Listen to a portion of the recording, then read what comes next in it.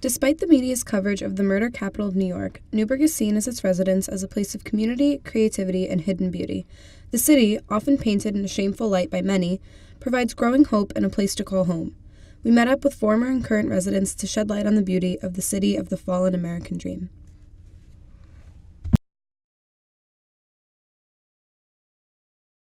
I came to be in Newburgh many years ago in the early 1970s because I was a student here at SUNY, and they had an experimental studies program in 1971.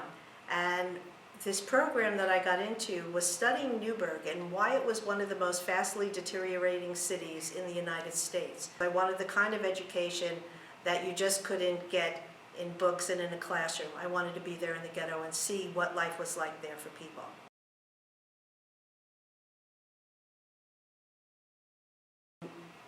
In school, more black students were suspended than white students.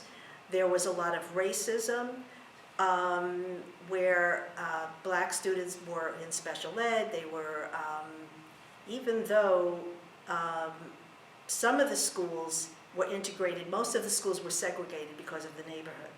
Okay, so you had people that were living in a very racist environment where they were living with a lot less, and their challenges were that they were seeing that people had a lot more than they did, and it caused a lot of anger.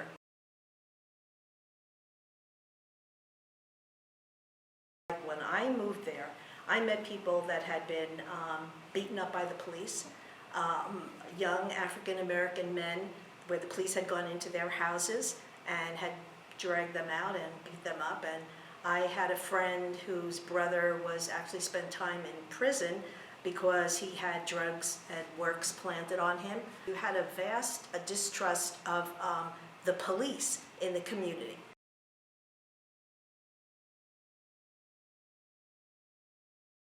People, human beings have hope. And I think that they want to make things better, and they're fighting for their city, and that's what I think.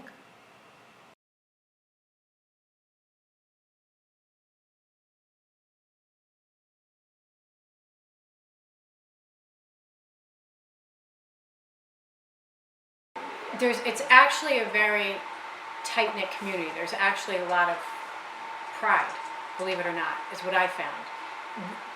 It's kind of like when 9/11 happened, you really saw New Yorkers come together. It didn't matter, you know, which walk of life you came from. Everybody was a New Yorker at that point. Newburgh is kind of the same. Like when we just had the tornadoes come through, it didn't matter where you lived or what your job was. Everybody was just from Newburgh, and everybody helped their neighbor. Town helped the city. You know, south side of Broadway helped the north side of Broadway. It was just there.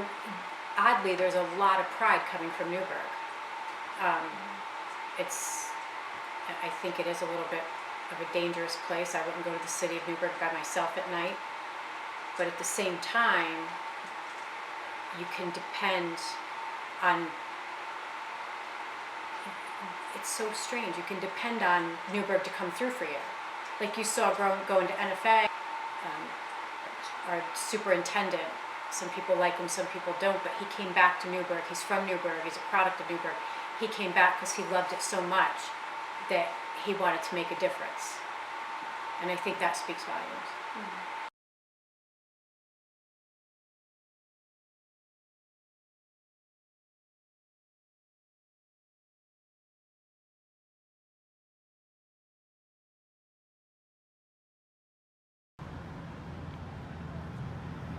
They're all gonna be so jealous.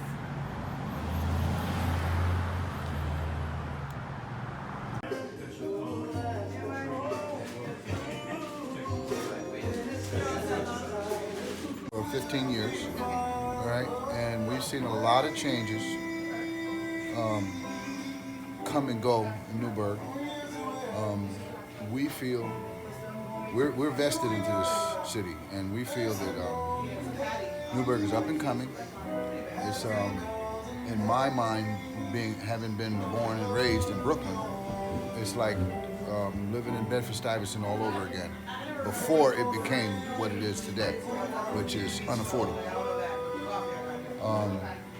But Newburgh has lots of potential. I think, personally, on a personal level, the things that Newburgh needs to work on is on an administrative level. All right. We have the people. We have the possibilities. Whatever you can imagine can happen here. All right. What we have going on, or the potential, I should say, from my having been around, the potential I think is greater than that of Brooklyn, with the exception of proximity to the city, to the big city. But we have the river, we have the water before they get it. And I think also the people in Europe, if you give them a minute and you stop and talk to them, you can see the difference. So when you just bring your wall down to have a conversation with them, doesn't matter where in Newburgh, you can see they care. You can feel they care. They care about the family. They care about the children. They care about the school, the neighborhood.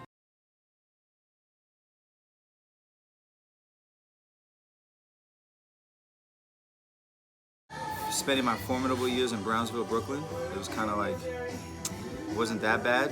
It was just, it almost felt like home, and not that all homes are gonna feel safe or comfortable, but they're gonna have some sense of comfort for you, I know for a fact that having a sense of street smarts allows you to be more engaged in the world in a different way and have a different mindset.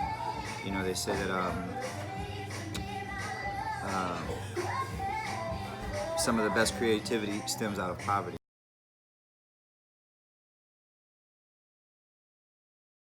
There's a lot of creatives in Newburgh. Yes. A lot. A whole lot, yeah. All kinds, everything. Sculpture, painting. I mean, there's some really big, big artists here. Famous artists. I mean, the Oscars are made in Newburgh. My friend makes them. He's year 4 of the contract. Newburgh's got a crazy history, and is currently making a lot of history. You got rappers like Partisan Fontaine, right? So he wrote 6 of Cardi B's last songs, and he wrote, he helped write Bodak Yellow. He wrote 4 or 5 of Kanye's songs. So that's all history that's being made in the making right now. There are tons of artists that are putting on events, that are offering their art from mural projects. Yeah, that's a Chilean artist by the name of Dasic Fernandez, and that was put on by 5 volunteers throughout the city of Newburgh that volunteered their time to get that going, get the permits, and to get that put up, along with 4 other murals that are around the city, big murals like that. Plus, he's a very famous artist, indoctrinated in Wynwood Walls down in Miami, and Guinness Book of World Records for the longest mural in the world, 2 miles long, 200 different graffiti artists in Chile. But yeah, I mean, it goes on and on. Newburgh is just full of art, There's a saying that you won't find a community doing well until you find art. This is not gonna happen, But this is a place where if you had the camera on the door for an hour, you would see people of all colors, races, backgrounds, financial backgrounds, everything coming. And still people travel here for miles to just come in, because one thing you cannot fabricate is energy. You could walk into a place and you just feel it, you feel the energy, then you want to go back.